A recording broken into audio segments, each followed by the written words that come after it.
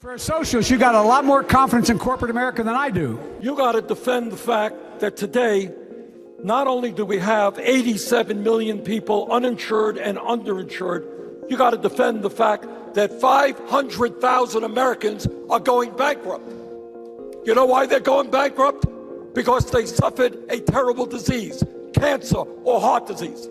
Under my legislation, people will not go into financial ruin because they suffered with a diagnosis of cancer. And our program is the only one that does that. We know Donald Trump's a racist, but there is no red badge of courage for calling him that. Houston, we have a problem. We have a guy there that is literally running our country like a game show. He would rather lie than lead. President Trump, you've spent the last 2.5 years full-time trying to sow hate and division among us, and that is why we've got nothing done. You have used hate, intimidation, fear, and over 12,000 lies as a way to distract from your failed policies and your broken promises. The only reason you've not been indicted is because there was a memo in the Department of Justice that says a sitting president cannot be charged with a crime. Hell yes, we're going to take your AR-15, your AK-47. We're not going to allow it to be used against our fellow Americans anymore. Congressman, thank you. And I want to say this. I'm listening to the people of this country. The day after I proposed doing that, I went to a gun show in Conway, Arkansas, to meet with those who are selling AR-15s and AK-47s and those who are buying those weapons. And you might be surprised, there was some common ground there. Folks who said, I would willingly give that up, cut it to pieces. I don't need this weapon to hunt, to defend myself. It is a weapon of war. So let's do the right thing, but let's bring everyone in America into the conversation. Republicans, Democrats, gun owners, and non-gun owners alike. Can I make a point? Congressman, thank you. I want to bring in Senator. I believe that what unites us up here, the 10 of us, is much stronger than what divides us.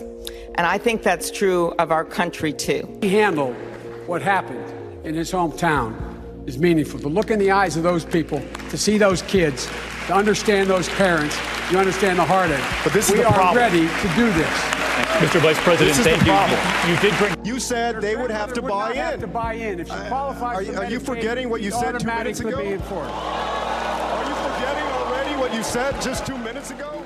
With the, quote, Supreme Leader who said, Joe Biden is a rabid dog. He should be beaten to death with a stick.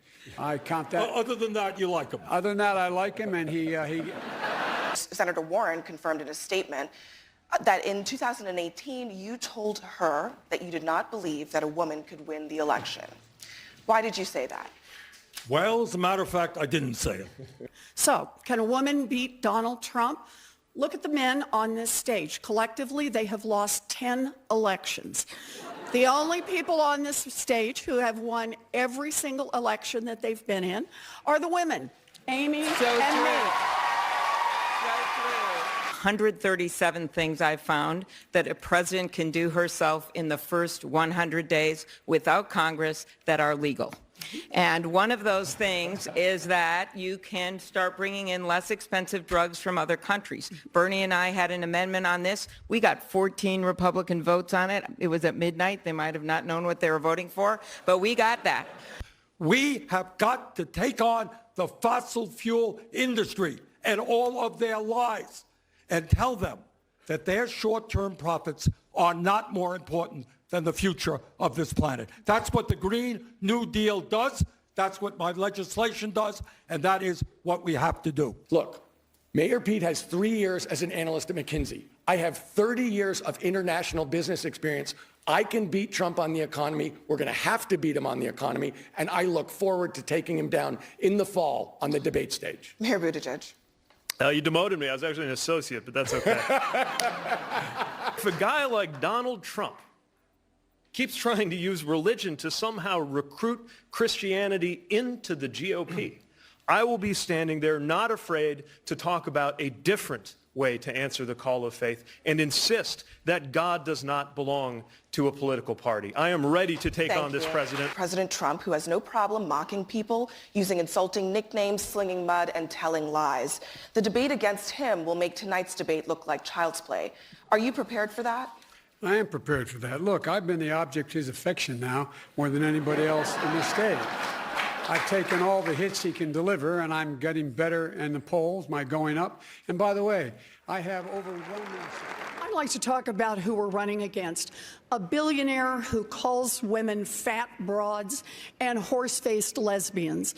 And no, I'm not talking about Donald Trump. I'm talking about Mayor Bloomberg. I actually welcomed Mayor Bloomberg to the stage. I thought that he shouldn't be hiding behind his TV ads. I don't think you look at Donald Trump and say, we need someone richer in the White House. Let's put forward somebody who actually lives and works in a middle-class neighborhood in an industrial Midwestern city. Let's put forward somebody who's actually a Democrat.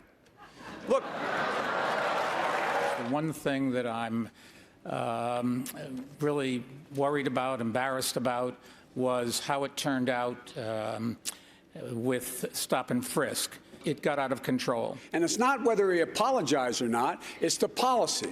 The policy was abhorrent, and it was, in fact, a violation of every right people have.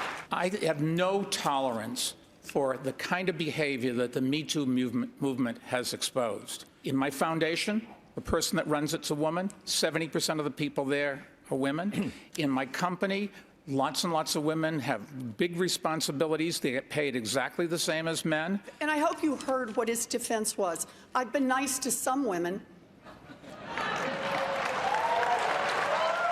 Mr. Mayor, are you willing to release all of those women from those non-disclosure agreements so we can hear their side of the story?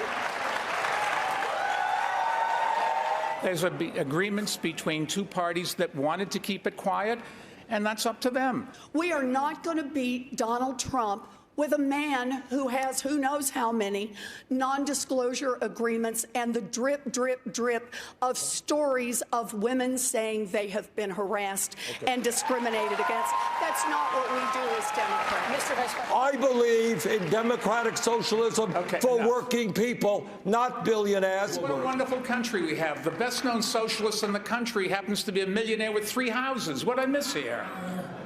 Well, you'll miss that I work in Washington, House 1. That's the first problem. Live in Burlington, House 2. That's good. And like thousands of other Vermonters, I do have a summer camp. Forgive me for that. Where is your home?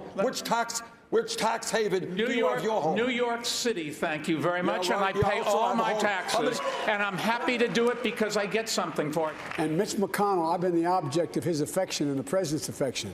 The way he's gone after me, this new Republican Party, after me, after my son, after my family. I don't need to be told I'm a friend of Mitch McConnell's. Mitch McConnell has been the biggest pain in my neck in a long, long time. And that's what we are saying, Pete, is maybe it's a time for the working class of this country to have a little bit of power in Washington rather than your billionaire campaign contributors. All right, look, first of all, I know.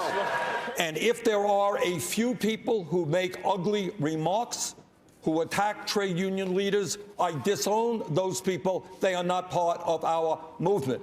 But leadership is about what you draw out of people. It's about how you inspire people to act. I have an idea of how we move can us forward. stop sexism on the internet. We could nominate a woman for candidate for President of the United States. Mayor Buttigieg really has a slogan that was thought up by his consultants to paper over a thin version of a plan that would leave millions of people unable to afford their health care. It's not a plan, it's a PowerPoint. And Amy's plan is even less. It's like a Post-it note, insert plan here. Bernie, I'm more of a Microsoft Word guy. I must say I take personal offense since Post-it notes were invented in my state. But you're staking your candidacy on your Washington experience. You're on the committee that oversees border security. You're on the committee that does trade. You're literally in part of the committee that's overseeing these things. And we're not able to speak to literally the first thing about the politics of the country to ourselves. Are you trying to say that I'm dumb, or are you mocking me here, Pete? I'm saying that you shouldn't trivialize that I made an knowledge. error. People sometimes forget names. He's basically saying that I don't have the experience to be president of the United States. I have passed over 100 bills as the lead Democrat since being in the U.S. Senate. I am the one, not you, that has won statewide in congressional district after congressional district. But let's just be clear.